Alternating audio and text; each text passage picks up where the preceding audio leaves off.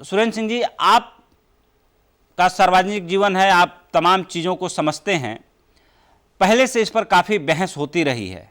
अब जब केंद्र सरकार ने इसको लागू कर दिया है और बिहार के डिप्टी सीएम सुशील कुमार मोदी ने ये कहा भी है कि केंद्र सरकार स्पेशल ट्रेनें चलाएं, आपको क्या लग रहा है कि केंद्र सरकार ने सर्कुलर के साथ साथ स्पेशल ट्रेनों का भी ऑफर क्यों नहीं दिया और राज्य सरकारों पर यह क्यों छोड़ दिया गया?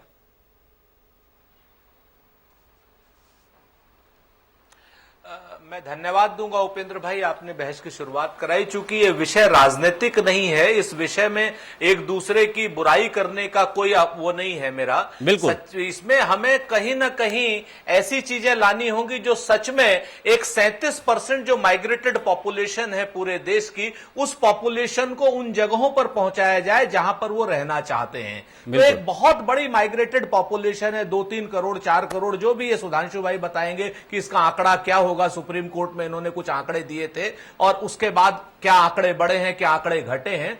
तो मैं आपसे बड़ा स्पष्ट कह रहा हूं कि ये राज्य सरकारों के बस की चीज नहीं है, वो लिमिटेड उस पे कर सकती हैं। आपको केंद्र सरकार को सहयोग में लेना ही होगा, लंबी दूरी की ट्रेनें चलानी ही होंगी। केंद्र सरकार इस पर ऑलरेडी काम कर भी रही होगी और केंद्र सरकार से ही हमारी अपील है कि जब लंबी दूरी की ट्रेनें हैं उनको चला करके इस माइग्रेटेड पॉपुलेशन को उन जगहों पर पहुंचाए और खाली घर ही पहुंचाना आवश्यक नहीं है।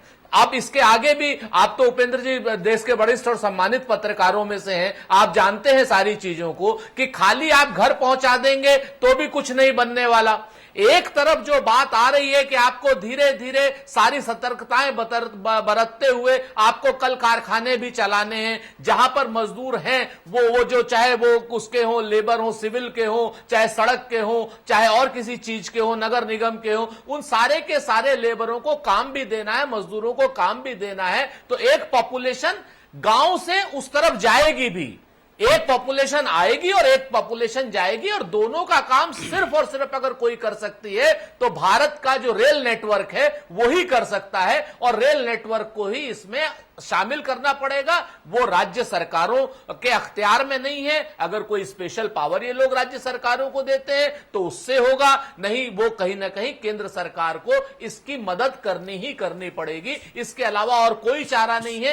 एक बड़ा और विषय है, मैं बताऊं आपको, छोटे बच्चे, मजदूर, और मजदूर के साथ साथ जो सबसे बड़ा है, कुछ ऐसे लोग फंसे हुए हैं जो साधन संपन्न है, सक्षम है। वो लोग कुछ बंबई में फंसे हुए हैं, कुछ लखनऊ में फंसे हुए हैं, कुछ लोग कहीं, तो उनके लिए हवाई यातायात के भी मार्ग को कहीं ना कहीं पूरी सतर्कता के साथ भी खोलना होगा। और मुझे पूरा विश्वास है केंद्र सरकार में अच्छे अधिकारी बैठे हुए हैं, वो अधिकारी इन सब मामलों को लेकर के काम भी कर रहे होंगे।